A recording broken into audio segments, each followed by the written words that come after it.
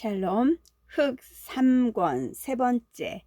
정선이 하고 선이가 정선을 흔들어도 대답이 없다. 정선이 부르는 소리에 숭이가 뛰어 건너왔다. 선이는 정선의 말을 생각하여 혼이불로 정선의 몸을 가리워 주었다. 암만 해도 의사를 불러와야 할 것 같습니다. 하고 선이가 숭에게 자리를 비키면서 말한다. 의사를 제가 싫다니까 부르기도 어렵구만요. 또 부른데야 산부인과 전문하는 이는 물론 없고. 하고 숭은 민망한 듯이 이마에 손을 대며 정선을 들여다본다. 정선은 마치 장난꾼 아이가 몸이 고뇌서 세상 모르고 자는 모양으로 사지를 아무렇게나 내던지고 입으로는 침을 흘리며 코를 골고 있다. 견디기 어려운 고통은 마침내 정선에게서 모든 절제력을 뺏어버린 것이었다.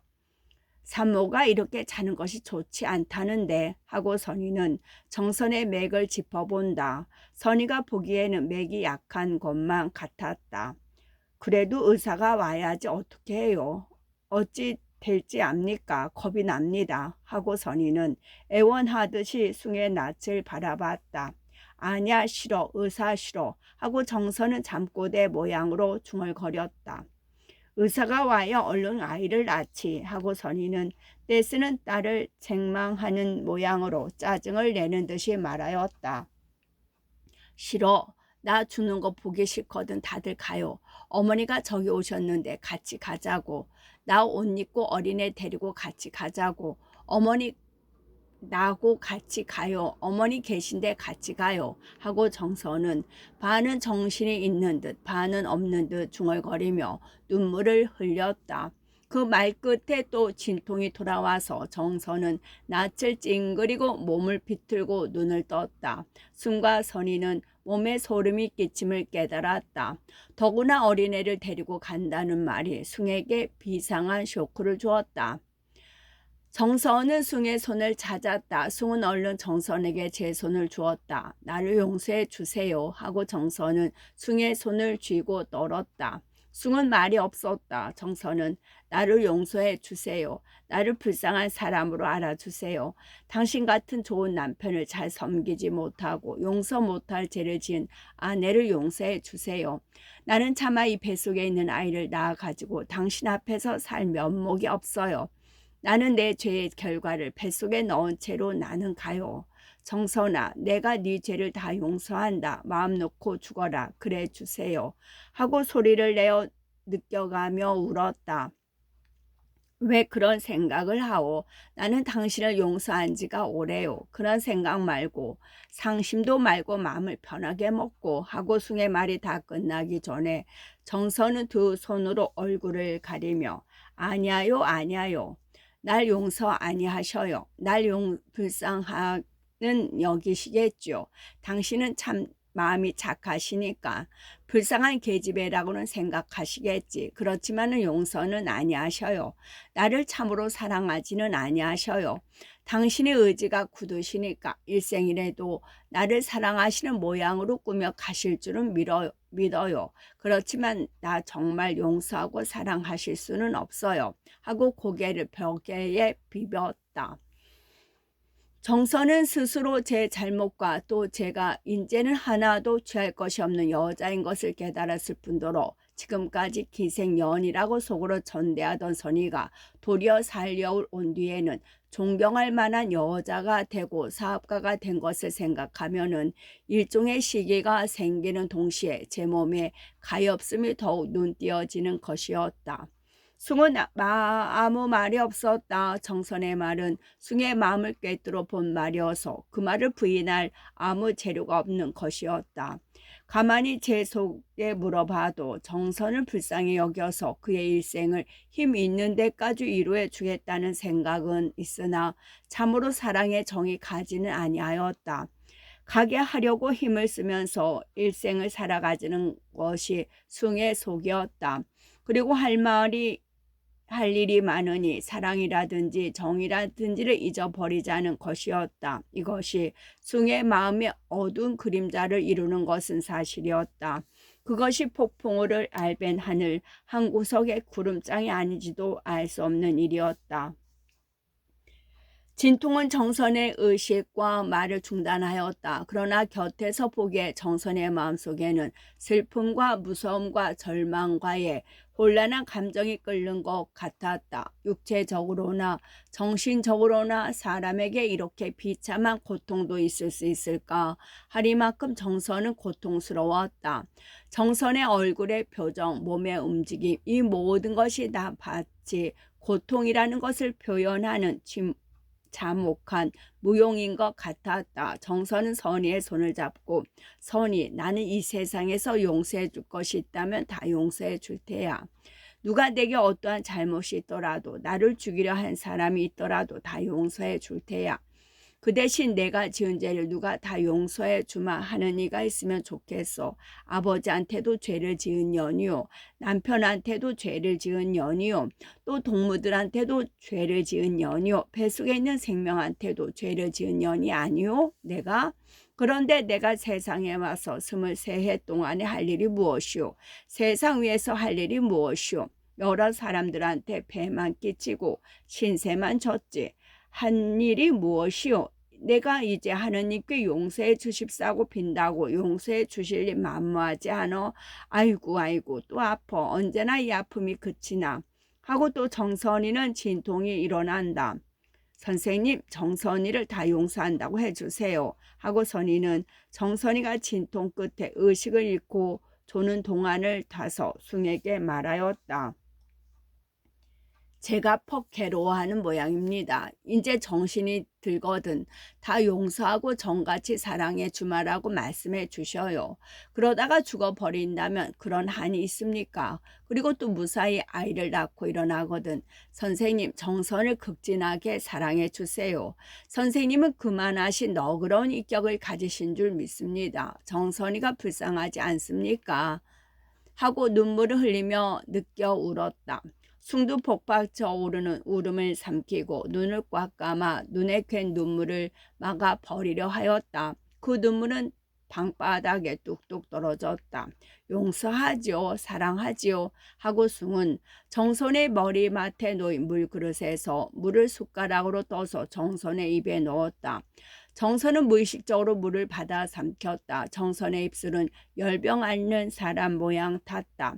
날 용서하셔요 하고 다시 정신을 차린 정선은 숭의 손에 매달렸다. 숭은 정선의 얼굴에 제 얼굴을 가까이 대고 정선이 다 용서했소. 남편의 사랑은 무한하오. 한참만 더 참으면 고통이 없어질 것이오 하였다. 닭이 울었다. 폭풍우도 어느덧 그쳤다. 처마 끝에서 물방울 떨어지는 소리가 새벽의 고요함을 깨뜨릴 뿐이었다. 고맙습니다. 나는 이제는 죽어도 한이 없습니다. 당신밖에 나를 사랑해 줄 사람이 없고 용서해 줄 사람이 없으니 날 용서해 주세요. 그리고 불쌍히 여겨 주세요. 내가 죽거든 나를 당신이 늘 돌아볼 수 있는 곳에 묻어 주세요. 그리고 조그만 돌비에다 허숭의 저 정선의 무덤이라고 새겨 주셔요. 그리고 선의하고 홀인해 주세요. 하고 눈물을 흘렸다. 그러나 그 눈물은 지금까지 흐르던 고통의 눈물, 원한의 눈물은 아니었다. 그 눈물은 감사의 눈물, 만족의 눈물, 사랑의 눈물이었다. 선이는 정선이의 말에 눈이 아득아득해짐을 깨달았다. 숭도 말이 없었다. 해가 솟았다. 그 구름 그 폭풍우는 어디로 갔는고 하늘은 구름 한 점 없이 맑았다. 첫 가을날의 빛을 보였다. 숭의 집에서는 으아 하고 어린애 소리가 들렸다. 정선은 딸을 낳은 것이었다. 가을이 되고 겨울이 되어 또 한 해가 지났다. 살구꽃도 다지고 10월 8일도 지낸 어느 날 사흘 앞에는 자동차 한 채가 우렁차게 소리를 지르며 와 닿았다. 그 자동차에서는 아주 시크하고 양장으로 차린 청년 하나가 회색 소프트 모자를 영국식으로 앞을 숙여 쓰고 팔에는 푸른 빛나는 스프링을 들고 물소불로 손잡이를 한 단장을 들고 대못에 안경을 썼다. 그리고 입에는 권련을 피워 물었다. 운전수가 트렁크와 손가방을 내려놓고 마지막으로 기다린 듯한 것을 내려놓고는 자동차 문을 닫고 차세를 받으려고 정년의 앞에 서서 기다린다. 도시 단다이 따이 덴포도 우때 아르노이 어찌된 셈이야 대관절 전보도 놓았는데 하고 정년은 매우 불쾌한 듯이 동네를 바라보며 일본말로 중얼댄다. 타금과 악센트가 그리 잘하는 일본말은 아니다. 가겠습니다. 차세 주셔요. 하고 젊은 운전수는 참다 못하여 정구한다. 얼마? 하고 청년은 여전히 일본말이다. 4원 80전입니다. 하고 운전수는 조선말로 대답한다. 4원 80전 비싸 하고 청년은 더욱 불쾌한 듯이 소리를 지른다. 그렇게 작정을 하시고 타시지 않으셨어요? 하고 운전수의 어성도 좀 높아진다. 이게 다 뭐예요? 이런 거지 같은 자동차를 하고 청년은 단장으로 자동차의 옆구리를 한번 찌르고 동경 같으면 잘해야 50전이야 하고 눈을 부릅뜬다. 동경은 동경이요. 조선은 조선이지요. 값을 정해놓고는 다 타고 와서 그런 말을 하면 어떡해요? 하고 운전수의 말도 점점 불공하게 된다.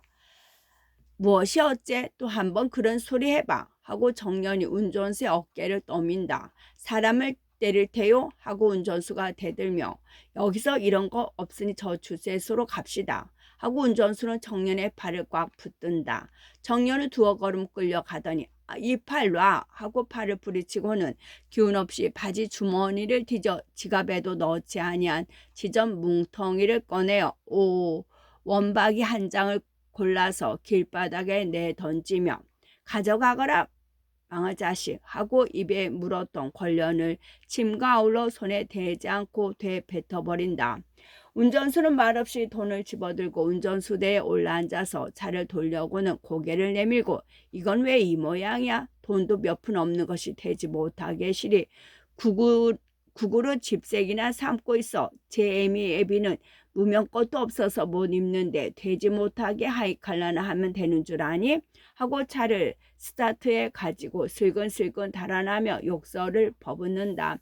받을 돈 받아놓고 차 떠내놓고 분풀이를 하는 것이었다. 이러는 동안에 동네 아이들이 자동차 구경 겸 하이칼라 구경하러 모여들었다.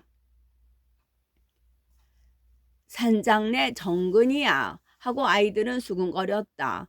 정근은 이 동네 부자라는 유 산장의 아들로 동경 가서 공부하고 돌아오는 길이었다. 아이들 중에는 정근이라는 정년을 보고 반가운 빛을 보이는 이는 드물었다. 그들은 부모가 유 산장을 원망하는 소리를 너무 많이 들은 까닭이었다. 또 그들은 산장내 정근이가 일본 가서 공부한다 하고 돈만 없이 한다고 산장이 화를 낸다는 말을 들었다. 산정내가 작년부터는 협동조합 때문에 정리도 잘 아니 되고 빚을 줄 곳도 줄어서 논을 두 자리나 팔아서 정근의 학비를 주었다는 소리를 부모들이 고소한 듯이 말하는 말을 들은 것도 기억한다. 그래서 그들은 잘도 잘렸네 하이 갈라다. 이러한 흥미 밖에는 정근에게 대해서 가지지 아니하였다. 이것 좀 들고 가 하고 정근은 아이들 중에 큰애를 단장 끝으로 가리키며 부르짖었다. 가르침 받지 아니한 아이들은 저희도 그 대접을 받을까 두려워 뒤로 물러서고 가리킴을 받은 아이는 마치 기계적인 것 같이 그 명령을 복종하였다. 큰 아이들이 정근의 짐을 들고 앞설 때에야 도망하려던 아이들이 다시 뒤를 따라 섰다. 정근은 다시 담배 한 대를 피워물고 단장을 두르면서 살려올 동네로 향하였다. 그때 마침 어떤 사람 하나가 지게를 지고 나오다가 정근을 보고 반가운 빛을 보이며 아이들을 들고 꼬부랑깽 하는 것을 받아 제 가게에 짊었다. 제 지게에 짊었다. 지금 차에서 내리는 길인가? 하고 지게를 진 사람은 정근에게 물었다. 내가 오는 줄을 알고도 아무도 안 나온단 말이오. 다들 죽었단 말이오. 하고 정근은 화를 내었다. 어디 자네가 오는 줄 알았나? 형님도 아무 말씀이 없으시니. 하고 이 가난한 아저씨는 먼촌 조카의 짐을 지고 일어선다. 내가 집으로 전보를 했는데 동네에서들 몰라? 하고 아저씨에게 대한 조카의 어성은 매우 불공하였다. 이렇게 큰 소리가 나는 것도 까닭이 없지는 아니하였다. 3년 전으로 말하면 제가 평양만 가서 공부를 하다가 방학에 돌아오더라도 전부 한 장만 치면 온 동네가 끌어 나왔던 것이다. 그러하던 것이 3년을 지낸 오늘에 이렇게 한 사람도 아니 나온다는 것은 창상지변이라고 아니할 수 없었다. 아저씨는 말없이 짐을 지고 길을 걸었다. 아이들 중에 먼저 뛰어들어가서 보고한 사람이 있어서 산장네 집 식구들이 마중 나왔다. 산장네 머슴 사는 미력이라는 사람이 다른박질 쳐서 앞서 나와서 보통학교 아이 모양으로 정근을 보고 허리를 굽혔다. 이 자식 인제 나와 하고 정근은 인사하는 미력의 등을 단장으로 후려 갈겼다. 미력은 영문도 모르고 아프단 말도 못하고 아저씨의 짐을 받아줬다. 지게를 지니 매맞은 등이 몹시 아팠다. 정근은 반가워하는 가족들을 보고 모자도 벗지 아니하였다. 아버지 안 계시오? 하고 집에 들어온 정근이는 병든 어머니를 보고 퉁명스럽게 말하였다. 아버지가 사랑에 계신 게지 나가 뵈려무나 하고 어머니도 낯을 찡그렸다. 내가 오늘 온다고 전보를 놓았는데 그래 아무도 안 나온단 말이오. 하고 정근은 아버지를 찾으려고도 아니하고 문지방에 걸터 앉으며 소리를 질렀다. 전보가 왔는지 무엇이 왔는지 아니 하고 어머니는 요새 아버지가 무슨 말씀을 하신다든 아내는 진지 잡수려고 안 들어오신단다. 이놈은 세상이 망할 놈의 세상이 되었다고 동네 놈들이나 일가 놈들이나 도무지 받길도 아니한다고. 그 허숭이 녀석이 이 동네에 들어와서부터는 협동조합인가 무엇인가 만들어가지고 모두들 장리를 내어 먹나 빛을 얻었으나 그런 뒤로부터는 우리 집에는 그림자도 없이 낳는단다. 그 연놈들이 뼈가 네 집 덕으로 굵었다고 말 마라. 그래서 아버지는 화병이 나셔서 도무지 집안 사람 보고도 말이 없으시단다. 하고 한탄하였다. 정근이가 안방 문지방에 걸터 앉아 있을 적에 부엌 앞에는 정근이 아내가 어느새 새 옷을 입고 8살 먹은 아이 녀석 하나를 머리를 만져주면서 들릴락말락 간 소리로 가서 아버지 그러고 불러 하고 훈수를 하여 준다. 아이 녀석은 흙과 때 묻은 손가락을 빨고 커다란 눈으로 정근을 힐끌힐끌 보면서 싫다고 몸을 흔든다. 그래도 아내는 자식을 통하여 남편이 자기에게 대한 주목을 끌어볼 양으로 어서 가 그래 하고 아이 녀석의 옆구리를 지르며 너희 아버지야 가서 아버지하고 좀 매달려 하고 소곤거린다. 아내는 정근이보다 늙었다. 그리고 무슨 속병이나 있는지 혈색이 좋지 못하다. 청춘에 남편이 그리워서 그러하기도 하겠지만 이 집 가풍이 여자는 찬밥과 된장밖에 못 얻어먹고 병이 들어도 의원 하나 보이지 않을 까닭도 있을 것이다. 시어머니가 병이 들어도 약 한 첩을 얻어먹기가 어렵거든. 하물며 며느리랴. 장수나 가서 아버지 그래 하고 아내는 아이 녀석을 잡아 흔든다. 장소은이는 마지못해 두어 걸음 아비를 향하고 나가다가 아비의 무정한 시선이 제 위로 미끄러져 다른 데로 지나가는 것을 보고는 그만 용기를 잃고 어머니 치맛짝으로 돌아와 버린다. 숭이 녀석이 와서 우리 험구를 해요? 하고 정근은 어머니의 말에 분개한 어조로 그 녀석이 무엇이기에 제 계집 남한테 뺏기고 외숭이 옆편네가 서방질하다가 들켜서 차에 치여 죽으려다가 살아나지 않았어요. 그 녀석이 고개를 들고 댕겨요. 변호사 노릇도 못해먹고 쫓겨난 녀석이 하고 지물퇴 뱉는다. 숭이 옆편네가 서방질했니? 하고 어머니는 무슨 신기한 소식이나 들은 것 같이 아들의 곁으로 다가앉는다. 그럼요. 모두 신문에 나고 야단들인데 어머니는 꿈만 꾸시네. 하고 정근은 비로소 찌푸린 상판 대기를 펴고 재미나는 듯이 그럼요. 게다가 산월이라는 기생하고 죽자 사자에서 왜 산월이가 기생 그만두고 여기 와서 유치원인가 한다지요. 우리 아이들도 가오? 아니 안 가. 우리 아이들은 안 간다. 아버지가 숭이 녀석이라면 불공 대천 지수로 아시는데 아이들을 보내실라든 그년이 기생년이야? 뭐 대학교 졸업한 처녀라던데. 대학교가 다 뭐예요? 전문학교는 졸업했지요. 그리고 기생질하던 년인데 서울서는 누구나 다 안답니다. 미친 녀석. 기생첩 데리고 와서 유치원 시키고 아주 겉으로는 점잖은 체 하면서 왜 신문 보니깐도요? 초신의 순이도 숭이 녀석이 버려주었다던데요. 하고 정근은 더욱 분개한다. 그래? 하고 어머니는 고개를 끄덕거리며 그렇겠지. 말만한 계집애를 반년이나 한 집에 두고 있었으니 성할 리가 있나. 내 그저 그렇게 실컷 버려놓고는 한가비한테 시집을 보냈구나. 순이가 한가비한테 시집가수 하고 정구는 놀란다. 그럼 한가비가 지지난달엔가 김학수에서 나와서 유치원에서 혼례식을 했다. 하고 정근은 그렇지. 첩을 둘수야 있나. 한가비 녀석도 미친 자식이지. 그래 헌 계집을 얻어가지고 좋아하는구먼 하고 잠옷 유쾌한 모양이다. 이때 장손이가 어미의 말에 못 견뎌 아버지 하고 뛰어와서 어미가 시킨 대로 무릎에 와 매달린다. 저리가 하고 정근은 매달리는 아들 장손을 버러지나 떼어버리는 듯이 밀쳐버린다. 장손이는 으앙하고 울면서 비틀거리고 제 어미한테로 달려가서 걔한테 물리기는 한 것 같이 악을 쓰고 온다. 거 왜 그러느냐 하고 어머니는 화를 내며 어린 것이 애비라고 반가워서 와 메어 달리는 것을 그런 법이 어디 있니? 그게 무슨 짓이냐? 너는 자식 귀인 줄도 모르니? 너도 너희 아버지 모양으로 자식에게 그렇게 무정한단 말이냐? 육안의 집은 종자가 다 그런가 보구나 하고 꾸짖는다. 자식이 그까짓 게 무슨 자식이요? 내 자식이 그래요? 저렇게 괭이 새끼같이 눈깔만 크고 더럽고 하고 벌떡 일어난다. 그럼 이 애가 네 아들이요? 못 들을 소리를 다 듣는 하고 칼로 찔러도 말 한마디 못할 듯 하던 아내가 한마디 단단히 쏜다. 꼴에 무어라고 주둥이를 돌려 노른 밥도 못 얻어먹고 쫓겨나보고 싶은가 보군. 내가 이번에는 용서하지 아니할걸 하고 정근이가 뽐낸다. 옳지.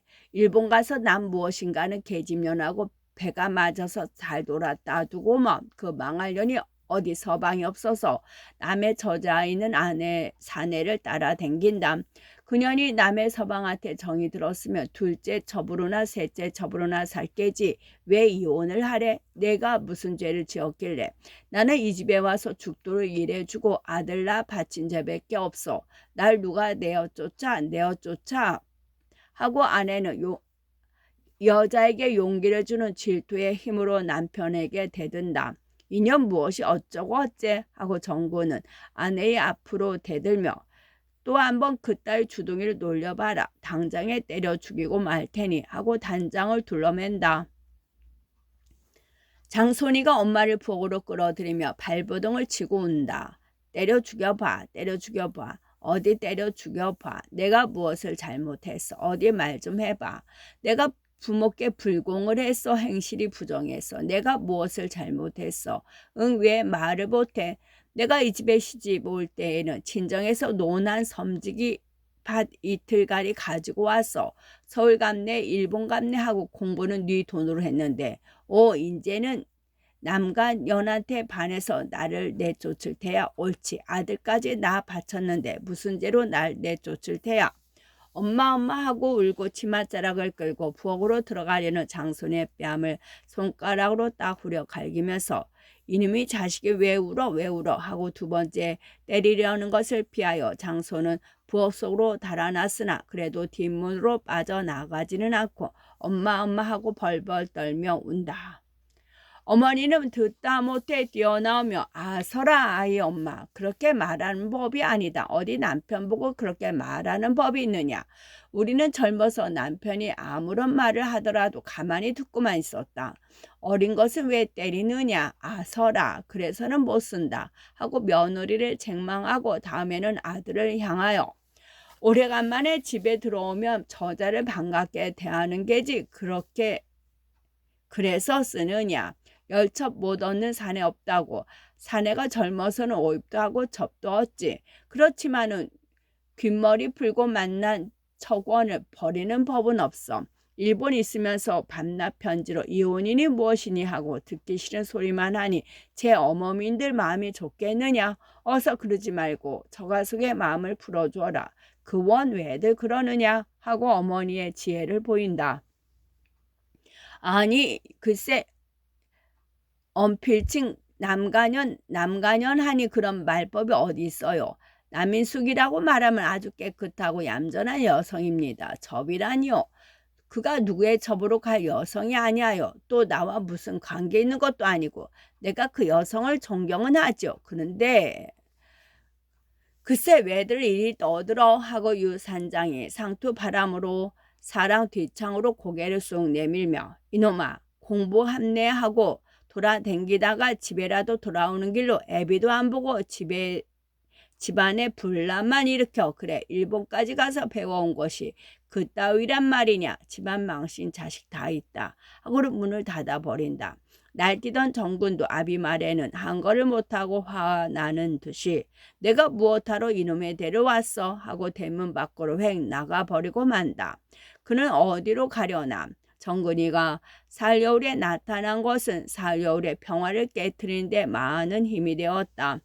정근은 사흘여울에 온 뒤로 선이가 본래 산월이라는 기생인 것과 정선이가 서방질하다가 다리가 부러졌다는 것과 순과 선이가 서로 좋아한다는 것을 힘써 전전하였다. 동네 사람들은 순과 선의를 신임하던 까닭에 또는 정근을 신임하지 아니하는 까닭에 처음에는 그 말을 믿지 아니하였으나 10번 찍어서 아니 넘어가는 나무가 없거니와 사람에 대한 신임도 의리도 배찍장과 같이 엷었다. 아 기생년에게 자식을 맡겨 이러한 소리가 나오게 되고 어제까지 유치원에 다니던 아이들 중에는 기생이라 한다, 야 기생이라 한다 하고 선이가 듣는 곳에서 놀리며 까치 걸음을 하는 아이도 있게 되었다. 더구나 숭이가 선이를 접으로 두었다는 말과 유순을 버려두었다는 말이 신문에 났다는 말을 정근에게 들은 사람들은 숭을 도무지 가까이 하지 못할 고연 놈으로 여기기까지 되었다. 숭과 선이에게 대한 이러한 소문은 숭이가 경영하는 모든 사업에 지장을 일으키게 되었다. 첫째로 한 주일에 한 번씩 모여서 동네를 의논하는 동회에 점점 출석하는 사람이 줄어들고 매주일 모일 때마다 가져오기로 한 쌀 저축과 집세기, 새끼 저축의 의무도 행하지 아니하는 이가 늘어나고 동네 사람의 집에 언제나 다투어 환영을 받던 숭을 환영하지 아니하는 가정이 점점 늘어갔다. 그러나 숭에게 가장 크게 고통을 주는 것이 있었으니 그것은 맹한갑의 태도가 점점 소원해 가다가 마침내 숭에게 대하여 적의를 품는 태도까지도 보이게 된 것이었다.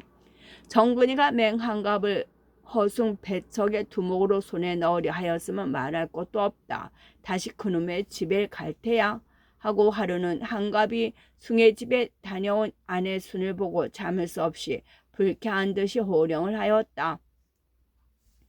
순은 남편의 이 태도에 놀랐다. 그래서 눈을 크게 뜨고 남편을 바라봤다. 순의 생각에는 이 말이 무슨 거룩한 것을 모독하는 것 같이 들린 까닭이었다. 왜 그러우? 하고 순은 제 귀를 의심하는 듯이 물었다. 왜 그러긴 무얼 왜 그래? 하고 한갑은 더 불쾌한 빛을 보이며 내가 다 알아. 왜 걸핏하면 숭의 놈의 집으로 가는지 내가 다 알아. 내가 모르는 줄 알고 다시 그놈의 집에 발길을 해봐. 당장에 물고를 낼 테니. 하고 그는 감옥에서 여러 죄수한테 듣던 말투를 본받았다. 그리고 서방지라는 계집을 때려 죽이고 징역을 지던 동물을 연상하였다. 그건 웬 소리요? 하고 수는 울고 싶었다. 우리가 네 덕으로 살길래 허선생께 그런 말을 하시오. 내가 다 알아. 다시는 그놈의 집에 가지 말라거든 가지 말어. 하고 한갑은 몇 걸음 밖으로 나가더니 돌이켜서 손의 곁으로 오며 그 뱃속에 있는 애가 네 애야. 바로 말을 해. 하고 그가 경찰서와 검사정에서 보던 관인들의 눈과 표정을 보였다. 아니 이건 다 무슨 소리요? 하고 수는 앞이 아뜨가뜨감을 깨달았다. 무엇이 무슨 소리야? 네 뱃속에 든 아이가 어느 놈의 아이냔 말이야. 하고 한갑은 땅바닥에 침을 퇴하고 뱉었다. 한갑은 타오르는 분노와 질투의 전신을 떨었다. 순에게는 한갑의 말은 실로 청천벽력이었다. 남편이 정신이 온전 한가를 의심할 지경이었다. 내가 감옥에 있는 동안에 네가 어디 있었어? 하고 한갑은 재쳐 물었다. 수는 어색하게 대답이 나오지 아니하였다. 내가 다 알아. 한갑은 성난 얼굴에다가 빈정거리는 웃음을 띠고 내가 들으니까 나 감옥에 있는 동안에 네가 숭이하고 함께 살았더라. 병구한 함내하고 한 방에서 자고 그러고도 이제는 모르는 채야. 옳지. 응. 숭이놈이 실컷 데리고 살다가 산어리년이 오니께로 내게다가 물려주어 죽일 놈 같으니 내가 그놈의 다리마댕이를 안 분질 줄 알고 뱀반한 계집에는 모조리 주워 먹는 놈이 아주 겉으로 점잖을 채하고 내가 왜 이렇게 오래 감옥에 있었는지 아니. 그놈이 나를 변호함내하고 데려잡아 넣어서 그랬어. 내가 다 알아. 모르는 줄 알고 아이고 분해라 하고 이를 으드득 갈았다. 이로부터 한갑의 태도는 돌변하였다. 그는 일도 아니하고 술만 먹으러 돌아다녔다. 그리고 집에 돌아오며 순이를 볶았다. 수는 몇 번 간절한 말도 변명도 하였으나 변명을 하면 할수록 한갑의 의혹은 더욱 깊어지는 것 같아서 수는 다만 잠자코 참을 뿐이었다. 순의 생각에는 저를 위한 고통보다도 숭이 저를 위하여 사업에 방해를 받고 또 마음의 고통을 받는 것이 괴로웠다. 수는 어찌하면 숭의 누명을 벗겨드릴 수가 있을까 하고 그것이 도리어 가장 큰 염려가 되었다. 하루는 한갑이 밤이 깊은 뒤에 술에 취해서 돌아왔다. 그는 정근이와 함께 장에 가서 술을 잔뜩 먹고 돌아온 길이었다. 2년 이환양년 또 숭이놈의 집에 서방질 갔니? 하고 외치며 비틀비틀하고 문고리를 찾았다.